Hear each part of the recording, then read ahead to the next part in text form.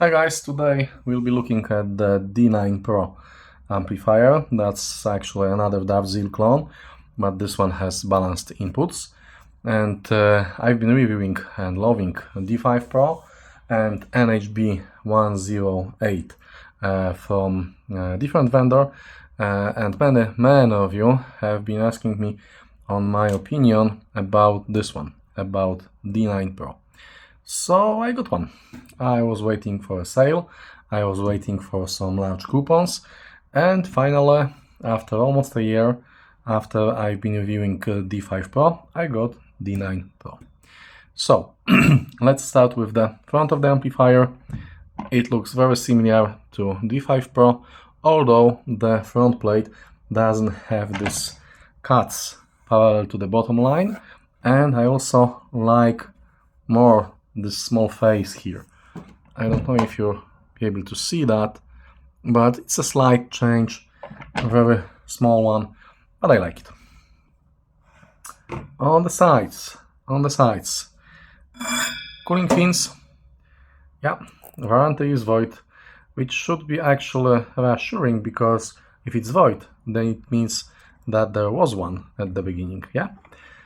Okay, no, I was just kidding. They have warranty, and Aliexpress does the refunds if something's wrong. So, in the back, 2 speaker tabs for each channel, 2 RCA inputs, and 2 balanced connectors, and switch for choosing the input type. At the bottom of the plate we have a power socket connector with integrated fuse compartment. As you can see, the speaker tabs here are different than on the D5PRO. They look better, they seem to be slightly better quality. They're actually the same ones as we've seen on the FM801 Master clone. Yeah. Now, let's take a look inside. The top plate is very heavy. Yeah, the amplifier is slightly larger than D5PRO, slightly taller. I have to check the actual measurements, the actual data on the head, but it seems like it's about 5 millimeters, something like that, taller. Yeah, so let's take a look inside and let's do a quick comparison with D5PRO. The first thing that you'll notice is that we have BC V-shaped electrolytic capacitors here. Each one of them is 10,000 microfarads, so we have 60,000 microfarads per channel, and that's exactly the same capacity that was in D5PRO, although we've had LNAV for audio capacitors there. There's one toroidal transformer powering the amplifier. It's rated for 800 watts. Let's make sure that you see that. Yeah, 800 watts. I think it's larger than in D5PRO. I'll need to measure them. Why? Because my D5PRO either doesn't have the sticker here, or it's in a place that I cannot read the contents. So I'll just have to measure the diameter to make sure if this one is actually larger. What else can we see here? Another thing that you'll notice is that the actual amplifier board is longer. D5PRO amplifier board is shorter, it's about that length, but it's very similar. The only difference in the amplifier board is that this one has 2 additional pairs of transistors. D5PRO had 3 pairs here, 4 pairs here, and D9PRO gets these 2 pairs over here. I'm saying pairs because there is another 2 of them at the bottom of the PCB. As for the amplifier board itself, it's looking very similar, even to the point of having the same type of components in same places, and the actual the only real difference that I was able to spot comparing both of them is this additional pair and slightly longer PCB for accommodating that pair. Other components are exactly the same, which is a compliment because they are very high quality Rubicon and German Wima capacitors. Okay, so we have a slow start module here, and we have a rectifier underneath. Let's rotate the amplifier. Yeah, you may be able to see them, at least try to. Yeah, that's the rectifier board over there, and that's the slow start module with hormone relays. The slow start is slightly different than the one I got in D9PRO, but then again, the only difference is the type of transformer here, and that's a very small difference. Basically, this is a standard module you can buy ready-made on Aliexpress, and the same goes for the rectifier board. The amplifier boards I've already covered, so let's talk about the power boards. Again, two rectifiers, set of capacitors for each channel, and these red German Wimas here and the lower one, which you probably won't be able to see, are used as bypasses on these electrolytes. And the same goes for D9PRO, so no big difference here. As I was looking at both boards at the same time, I've only noticed two things. First one is that we have one fuse more, so basically there are two fuses at the top and two fuses at the bottom of each board, and these are Swiss-made, I think, or German shorter fuses with gold plating. The gold plating doesn't matter much, but these are well-known shorter fuses. And the second difference is, as I was suspecting when we were having discussions in the comments under my other reviews, that the actual balanced input for this amplifier is done the same way as it's done with FM 801, meaning Burr-Brown INA 137, as far as I remember, balanced line input converter, which again means that as an original DartZeel and the same as D9PRO, the amplifier is actually single-ended, and your balanced input will get converted with this chip to single-ended anyway. But still, I guess it's nice to have it. So, I will try to compare the sound quality between D9PRO and D9PRO, and I will try to compare the sound quality between RCA and XLR inputs. But the first thing I'm gonna do is I'll do a review on the D9PRO alone as it is, as the amplifier. Then I'll compare them. Well, the thing is that this little guy, is additional device in your audio path. And you always want to have as clean, as short, and as simple as possible audio signal path. So it's like adding additional audio device in this line. And the amplifier inside, it's single-ended, so it doesn't really make much sense.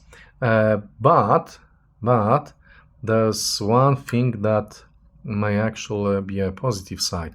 The thing is that balanced signals, and again, there are many debates about that in the comment sections, because balanced lines were invented and used for long cable runs, and they are still used for that purpose. But they have a couple of other advantages. The first one is that they are more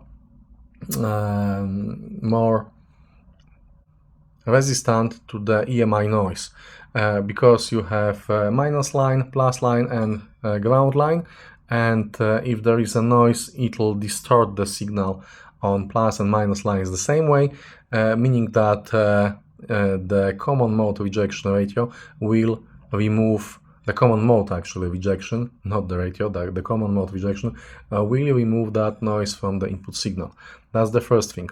The second thing is that XLR inputs have voltage range between -2 volts for the minus line and +2 volts for the plus line, meaning that the swing of the voltage may be between -2 and +2 volts, meaning that in theory you'll have better dynamics and better signal to noise ratio coming from your digital to analog converter or other source, because this is not actually something that will come from the balanced inputs on the amplifier itself. It's a quality that will come down with in your chain from your source. And that's not only theory. If you take a look at any measurements on Audio Science Review for digital to analog converters that are supporting both RCA and XLR outputs, you'll see the difference in the signal to noise ratio and total harmonic distortion between single-ended and balanced outputs. Also, it's quite possible that if you're using one of the latest generation digital to analog converters, the actual voltage range that the XLR input output is able to provide is larger. For example, I think for SMSL digital to analog converters it was between -3 and +3, or -2.5 and +2.5, which gives you even bigger voltage swing, and this comes with better resolution. But that's for your source, and these are just possibilities. If your source will not be that good, these possibilities won't be used. But that's not about the D9PRO. I was digressing. Okay, so take a look inside. I will zoom to the PCBs. Take a look at the PCBs. Think about if you're noticing something interesting here. The Omron relays, but they are also present on D5PRO. Very nice coil there, also present on D5PRO. XLR inputs with small PCBs, slow start module, quite nice speaker output cables, toroidal transformer, and let's rotate that to show you the actual amplifier board. Yeah, there's an operational amplifier for DC servo, exactly like with D5PRO, and this is exactly the same type of operational amplifier, and the components surrounding this operational amplifier are exactly the same. And that's basically it. Meaning that, what do we have here? Same quality components as D5PRO. Maybe except for the BC V-shaped connector capacitors, but the jury is still out on this one. I, for one, I'm not sure that these are actually better sound quality-wise. For the power supply modules, they're probably on the same level, but we'll see in the listening tests.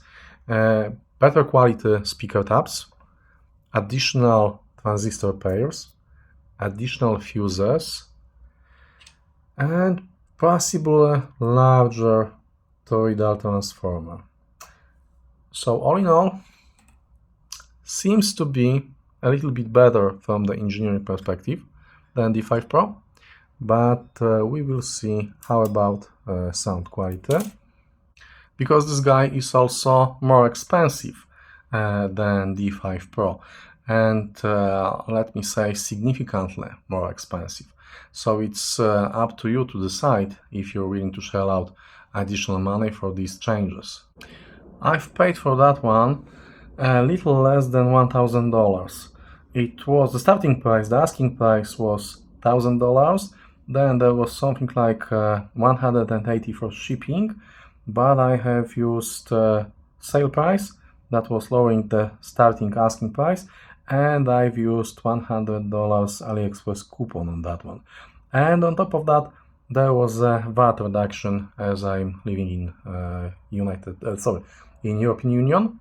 So all in all, I've paid a little less than $800, and that final price had shipping included. So I'll post the store links in the description of the video.